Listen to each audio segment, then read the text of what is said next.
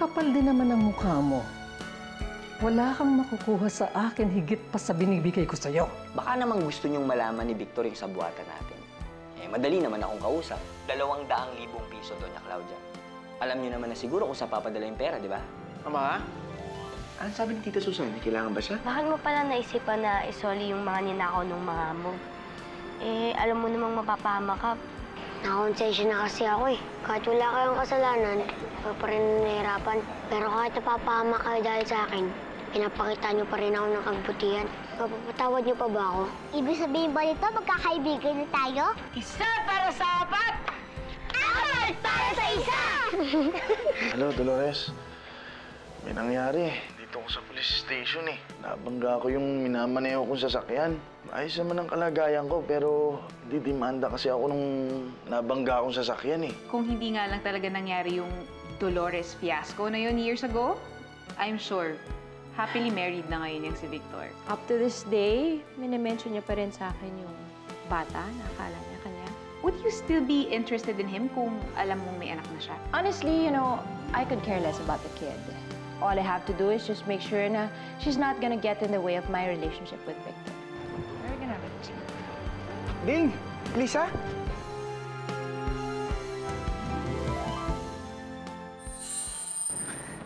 Mang Victor, kumusta na po kayo? Mabuti naman, Ding. Salamat, ha. Saan ang punta niyo? Bakit kayo nagawi dito?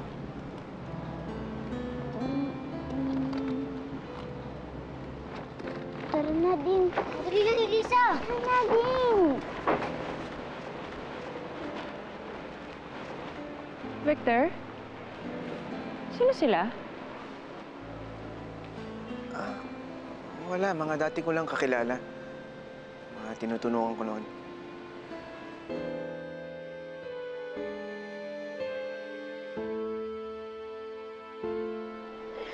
So, Lisa, nasaan? Ba't di niyo kasama? Nilalagnat kasi kuya kaya hindi ko na sinama. Ano ba? Umuwi na kaya kayo? Nakasama yung bata dun.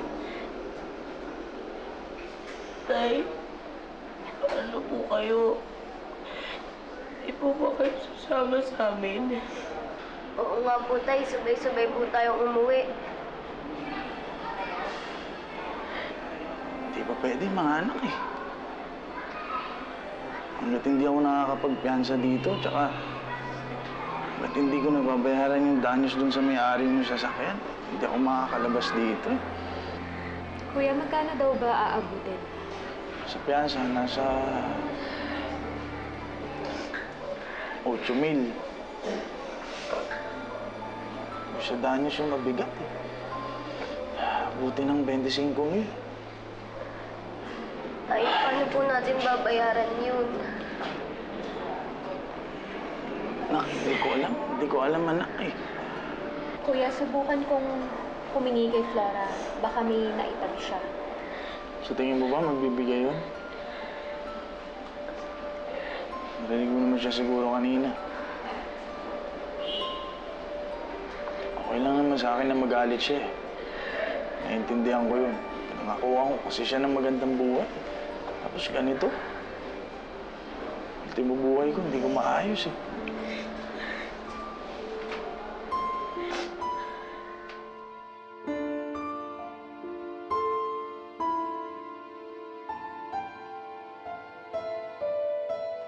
Si Lisa, sana man lang kinausap natin si Mang Victor kanina.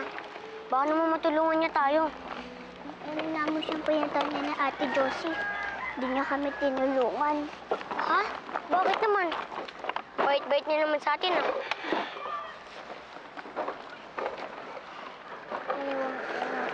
Oh! Elisa! Ding! Roman! Nasaan po yung sasakyan ninyo? Ba't po kayo nakatrolley? Dinala ko sa talyer, nasira eh. Buti na lang nakita ko kayo, may maganda akong balita sa inyo. Nahuli na namin sina Jordan. Talaga po? Oo, nandun na sila sa Boys Town. Doon pinapadala yung mga batang nasangkot sa krimen. Bibigyan sila doon ng mga seminar para makapagbagong buhay sila. Oh, ano nangyari sa'yo? Ba't ang tahimik mo? Medyo sumasakit lang po yung tiyan ko, Mang Roman. Elisa, umuwi ka na kaya? Parang may sakit ka talaga eh. Ako na lang magdadala nito kay Antonio, ha? Huwag na din, makakapag-bebent ng basahan eh. Kaya ko na to. Salamat ka pala sa tulong mo, ha? Sige po, Mang. Babay po. Sige, ingat ka. Opo. Ding, ba't ba mag-isa lang si Elisa? Nasaan ba si Tom at Jocelyn? Hindi ko po alam.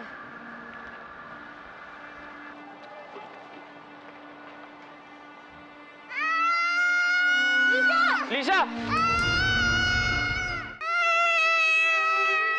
Ano nangyari sa'yo? Okay ka lang. Okay ka lang.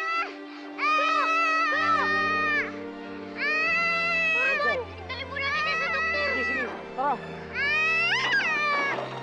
Elisa. Elisa. Pupunta tayo. Kuya, kuya, bilisan niyo po, kuya! Sige. Elisa! Elisa. Elisa! Elisa! Kuya, bilisan niyo po, kuya! Hanggang kailan ba ako kailangan mag-isa buhay na to? Para ako nasa isang bilangguan, isang malaking kulungan ng kahirapan. Hindi ako makakawala-kawala. Chito, nakikinig ka ba? Hindi. Pambihira naman eh. Kaya na pa ako dakdak ng dakdak dito. Di ka man lang sumasagot. Kako, paano na ako? Si Cardo, nakakulong dahil may nadisgrasya. Eh ano, yung pamilya niya, ako na lang magpapalamon. E di iwanan mo. May hanap buhay ka naman eh. Eh, paano yung pinuhunan ko sa kanila? Kailangan makabawi man lang ako. May mahita man lang ako dun sa ilang taong pagtitiis ko kasama nila. Yun naman pala eh. E di alipinin mo yung mga anak ni Cardo. O kaya yung panganay niya, pasok mo sa barko. Yun, pagkakakitaan mo yun. Pwede.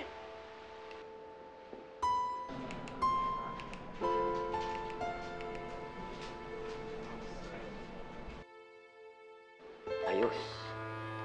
Anong ayos? Ano ba yan? Wala. Ganda mo ngayon, ha? Mami nga. Ano yun? Pero kayo na, hindi mo ko pinapansin. Ito na nga, napansin ka na. Tama.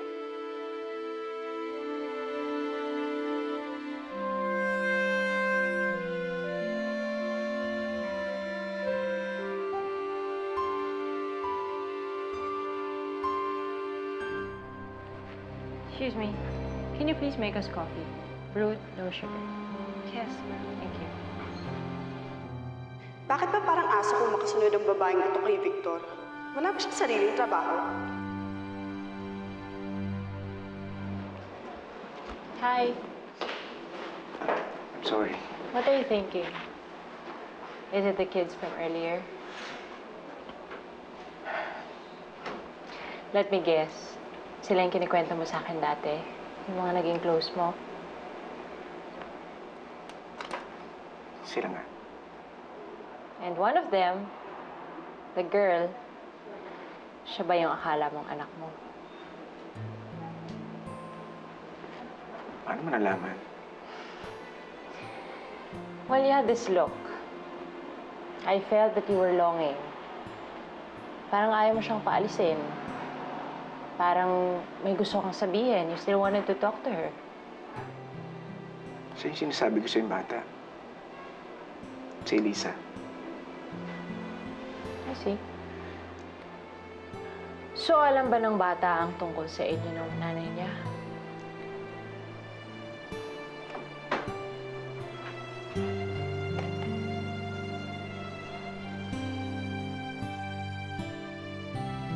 Ay, ayaw po namin iwan kayo, Tay.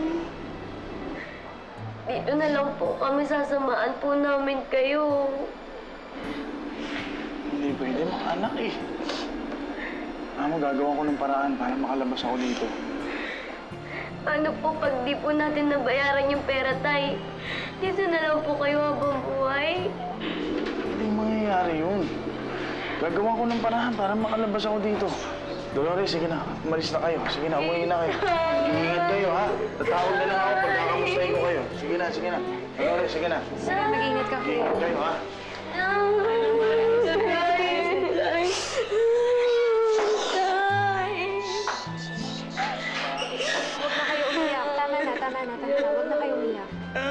Babalik pa naman tayo dito.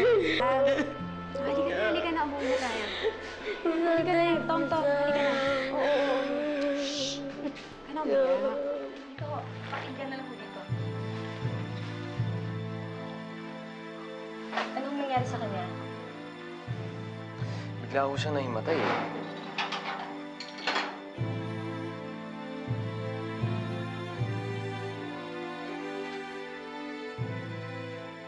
Mataas ho ang lagdat niya. Kailan pa ho ito? Hindi ho namin alam. Ma'am Roman, si Aling Dolores po kailangan po niya malaman. Sige, tatawagan ko siya. Dito ka lang, bantayan mo si Elisa, okay? Ma'am Roman.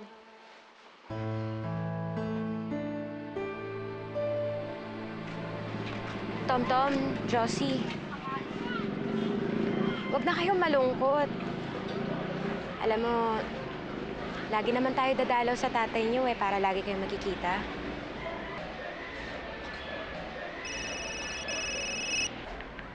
Hello, Roman? Dolores, nasan ka? Umuwi ka na. Si Elisa. Bakit? Ano nangyari kay Elisa?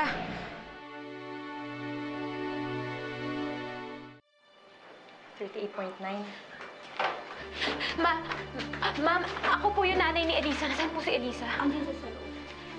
Elisa, anak! Elisa! Diyos ko! Anak! Ano po nangyari sa kanya?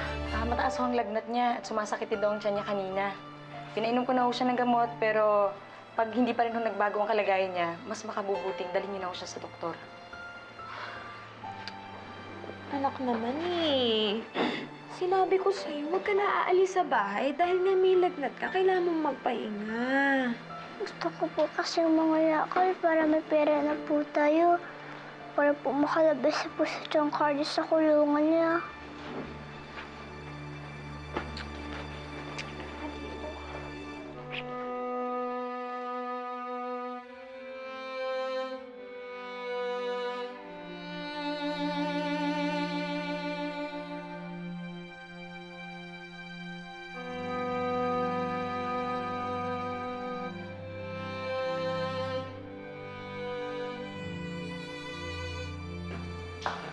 Manang, wag mo masyadong damihan yung sili sa kaldereta. Ayaw ni Victor na maanghang. Opo, ma'am. You really take good care of him, Tita. Of course. Kaisa-isang anak ko siya eh. He's all I have.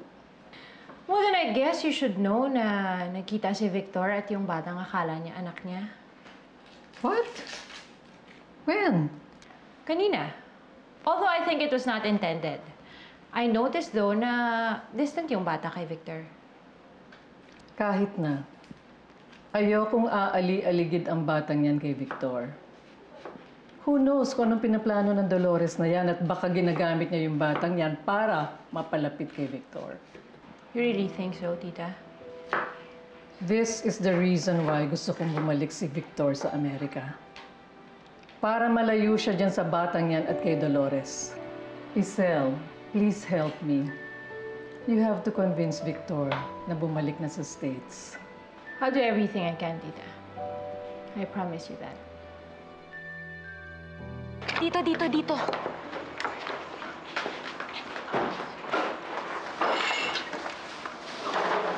Roman, dito. Ayun.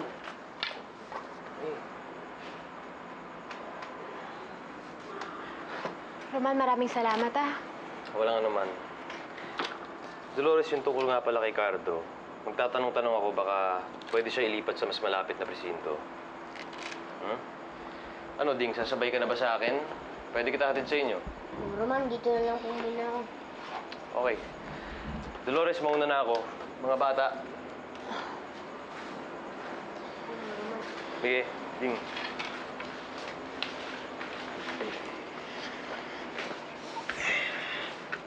Akala ko okay na lahat matapos tayo magkabati-bati. Pero nakulong si tatay tapos si Elisa ganito. Malas nga yata talaga tayo. Oh, ba't yung mga itsura nyo? Parang kayo naglalamay. Nilalagnat lang yan si Elisa. Oo, ninyo. Tabi. Flora, Ano? hindi mo ba dadalawin si Kuya? O, bakit pa? Kasi 8,000,000 yung kailangan niya pag piyansa. Baka naman may naitabi ka dyan. Kahit may naitabi ako, hindi ko isasayangin sa kuya mo. Ano ko, tanga? Hayaan mo siya doon! Kung di lang di siya kikita, mainam nang di siya dumadag sa mga palamunin dito. Chang, huwag niyo pong sabihin yan tungkol kay tatay. Di po ba kayo naaawa sa kanya? Awa?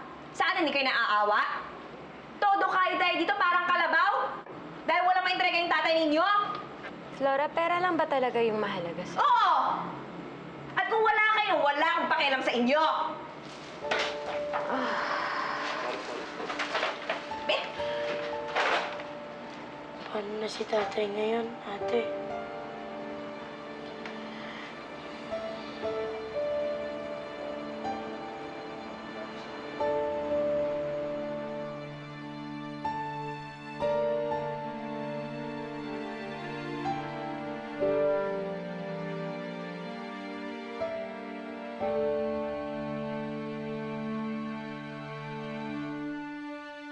Talo pa natin ng drama sa TV sa dami nating problema. Oo nga. Eh, anong gagawin naman natin? Kailangan natin maghanap ng pera. Alam mo, may tama si Chang eh. Anong kailangan natin hanapin? Eh, saan naman tayo kukuha nun? Eh, di pag-ipunan natin.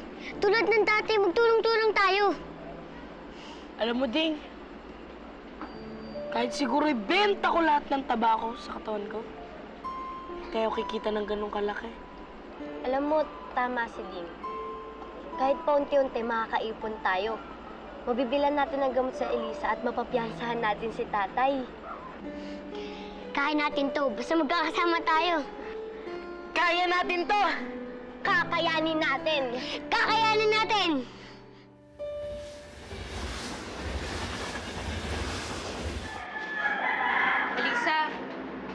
Elisa, kamusta ka na? Ito yung gamot mo, oh. Nay.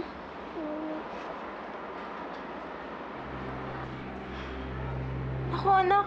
Kailan pa ito naglabasan? Hindi ko po alam, nanay eh. Ako, baka dengue to.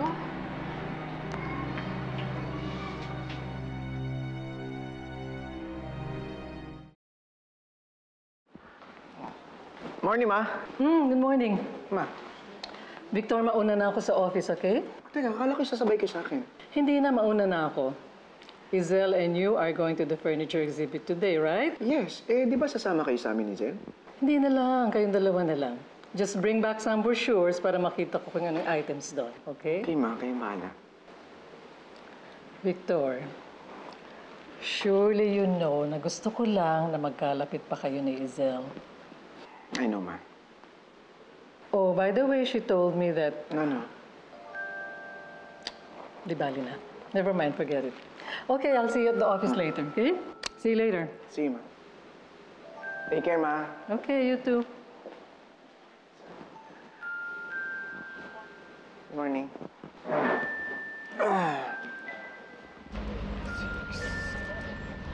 Nakakamagkano na tayo?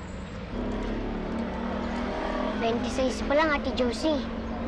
Ayos lang yan. Mamaya pagdating ni Tom-Tom, mas makakarami tayo. Sana.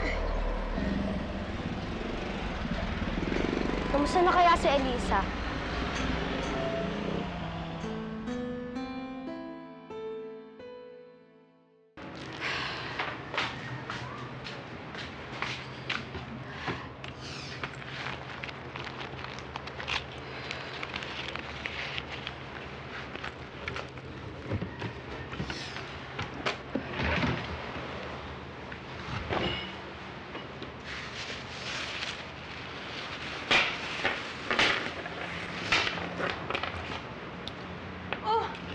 Ano ba namang kalat yan? Flora, pautang naman, oh. Kahit 200 lang, eh, kailangan ko kasing dalhin si Elisa sa ospital. Kulang kasi pamasahe ko. 200? Wala akong 200. Bakit di mo lang dalhin sa center? Wala kasing doktor dyan, eh. Kailangan talaga siyang tingnan ng doktor. Eh, kasi may mga pulang butlig dun sa katawan niya. Eh, mamaya dengue yun. Baka yung tigdas hangin lang yan. Mawawala din yan. Flora, sige na naman na, oh. Babayaran ko naman sa'yo agad. Paano, Aber? Paano, ha? Ang sabihin mo, sa huli nga na naman ako. Kung alam ko lang na gatong buhay pagsako, di sana mayamang lalaki na lang kinarin ko. Flora, nagmamakaawa ako sa'yo. Sige na. Kailangan ko na kasing dalhin si Elisa sa ospital. Unang lang naman, pamasahe ko. Wala nga, di ba? Wala, meron ba? Meron, wala nga eh. Eh, ba't hindi ka mangutang dun kay Imelda o kaya kay Roman? Hindi ako yung pinapulabog mo. Flora, wala na kasi akong panahon para manghiram pa sa kanila ng pera. Kailangan ko na dalhin si Elisa sa ospital. Kulang na lang pamasahe.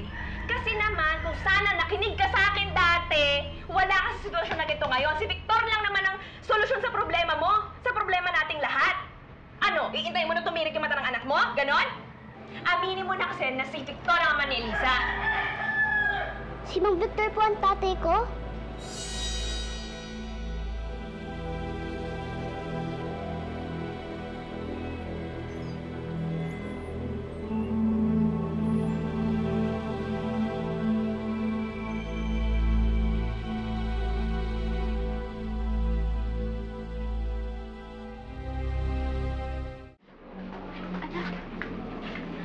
Anak, bakit ka bumangon? Nanay, totoo po ba? Si Mang Victor po si Tatay JR? Oo. Si Victor ang tatay mo, mayaman ka at wala ka dapat dito kung hindi lang mapagmalaki ang nanay mo. Flora, tama na. Anong tama na? Alam mo, oras na para itigil natin kung kalokohang to. Bakit ba kasi tayo nagtitiis? Isang salita mo lang kay Victor, tapos na yung problema natin. DNA test. O, di mag-DNA test. Alam naman nating lahat na siya ang anak ni Victor. Nanay, bakit tayo po sinabi sa akin? Kasi Mang Victor po si Tatay JR ko. Eh kasi iniwan niya tayo. Saka hindi kanya kinilala bilang anak. Bakit po? Eh, basta mahabang kwento.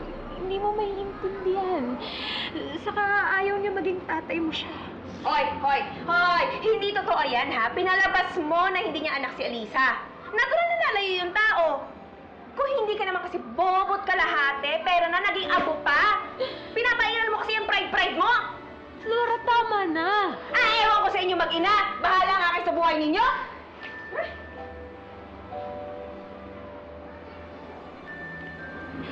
Anak, huwag mo papakinggan yung mga sinasabi ni Chang Flora mo, ha? Di ba masaya naman tayong dalawa? Hindi mo na kailangan yung tatay mo, di ba? Nagsinungaling po kayo sa akin, Nanay. Galit po ako sa inyo. Elisa, anak! Ayoko na po kayong kausapin, Nay!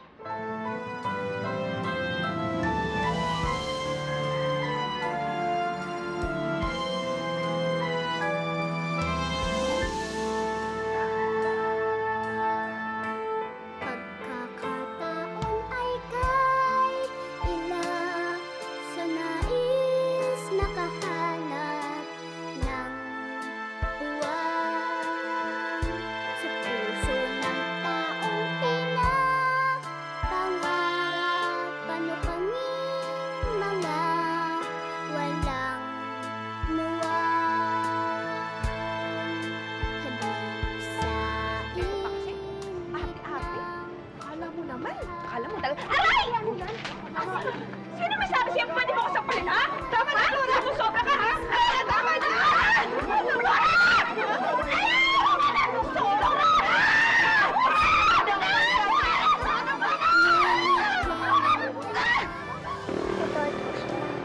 Kuya Tumtum. Bakit?